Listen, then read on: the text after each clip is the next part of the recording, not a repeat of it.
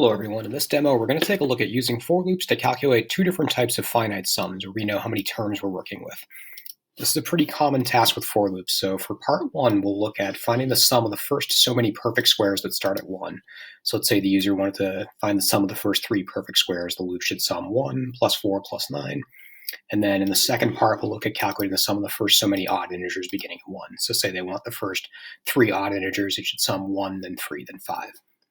So I definitely need to ask for how many terms are going to go into each of these sums. So let's declare two different variables up top for that. We'll say int num squares and then num odds. And let's just focus on part one right now. We'll prompt the user for how many terms they want in the square sum. So enter the number of square numbers you wish to add. And we'll see in num squares. And then we have to design a for loop that will go through and tally the sum of that many perfect square numbers. So that's definitely a need for another variable right now. We could definitely have just one sum variable for both of these, initialized to 0 up here, and then we can reset it to 0 once the first process is done with, or we could have two separate ones. Let's go the two separate route. We'll say sum squares equals 0, and then sum odds equals 0. Again, num squares and num odds don't need to be initialized up here because they're being initialized through this cin statement, and a later cin statement we'll have down here. We definitely want the two summing variables to be initialized to 0. Otherwise, you're going to be adding into a garbage value for both of them. So again, reminder, initialize all variables appropriately. So now we need to design a loop that goes through and adds up the perfect squares starting at 1 until stopping at whatever perfect square number they wish to stop at. So perfect task for a for loop will do for int I equals, so let's start at 1, and then we'll keep I less than or equal to the number of perfect squares they want to add, and then add 1 to I each step. So keep in mind that this looping control variable is just basically stepping through the number of terms they want to put in the sum.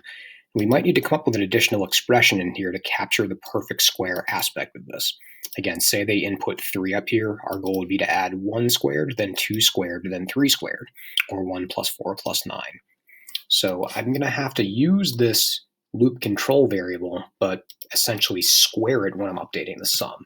So I'm going to say sum plus equals, or I'm sorry, sum squares plus equals I star I for squaring the I value. So what's going to happen at each step is it will take the value of I, square it, multiply it by itself, and then tally that into the sum squares variable here. And then at the end of that, we'll print it out. So see out the sum of the first, and we'll say num squares. Perfect squares starting at 1 is, and then we'll see out the sum squares value. All right, so let's build and run this right now. Again, good habit too. There's 2 tasks in here. I want to pause along the way and make sure it's working well for our first little subtask. All right, so enter the number of square numbers you wish to add. We'll say we'll start and add up the first 3 perfect squares. So our loop should have stepped through and added 1 squared plus 2 squared plus 3 squared. Let's do a little mental math check on that. 1 squared is 1, 2 squared is 4, so 1 and 4 would make 5, and then the 3 squared would be 9, added into that would make the 14 that we see there. So this loop is working pretty well, I would say. You could also do I times I and store that in a separate variable if you want, but it's not a bad habit to tie this squaring expression to this loop control variable. It's good style. Again, this is going to control the number of iterations, but I don't just want to add I each step. I want to add the square of that loop control variable in this situation. So we're going to have a similar context down here. I'm going to do a little copy paste, actually, be strategic and just modify what I need to. Copy paste the prompt lines. So enter the number of odd numbers you wish to add, and that's the num odds variable we declared up there. And same looping structure. We'll do this one from scratch. For int, we can use I again. I equals 1, I less than or equal to num odds, and I plus plus.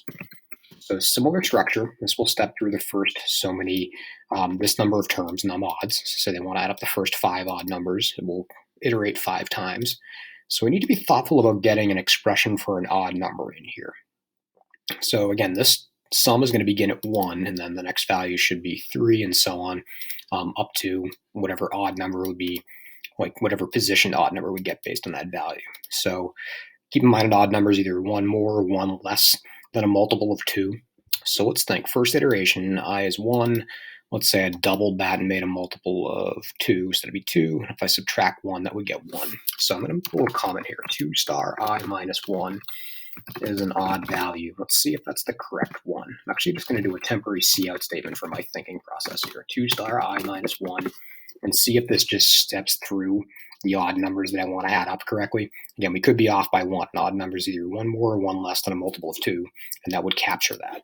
So let's see if we can get the terms in the sum correctly captured. So enter the number of square numbers you wish to have. I'll still run the first part with, let's do the first 2 square numbers.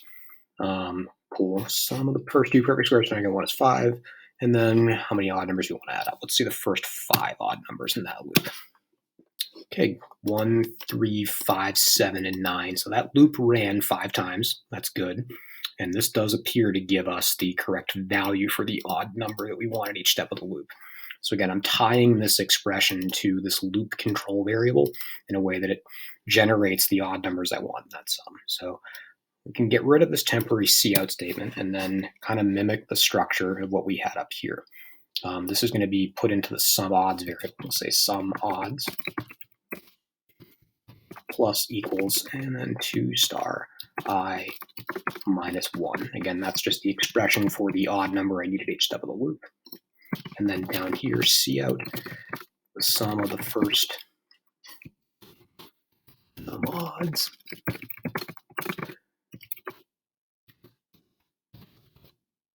odd integers starting at 1 is, and then sum odds with an endl and another one just for the end of the program. So I'm missing the return 0 down here. It's kind of funny. Okay, so let's see if this goes well. So number of square numbers, let's just add up the first one. Check in edge case should say 1. And let's add up that first 5 odd numbers that we had the last time. So some of the first 5 odd numbers starting at 1 is 25. So let's do a little mental math check on that. 1 and 3 is 4. Plus the 5 would be 9. Plus the 7 would make 16. Plus 9 would be the next one, would make 25. And it seems to be correct. Okay, so this is just to give you some experience seeing the thinking that goes into designing loops that tally sums that are not just directly like, not just adding, say, 1 through 5 here. I'm adding 5 terms, but this expression is kind of creating the values I need tied to that loop control variable. Same thing here. I'm adding so many terms, but this expression is tied to that loop control variable to give me the correct values I want in that sum. And again, perfect task for a for loop. Main reason is we know exactly how many times this needs to run. For loops are very well set up for this kind of coding task. So another good demo. Definitely take some time to modify this a little bit on your own. Make sure you understand the different aspects of it.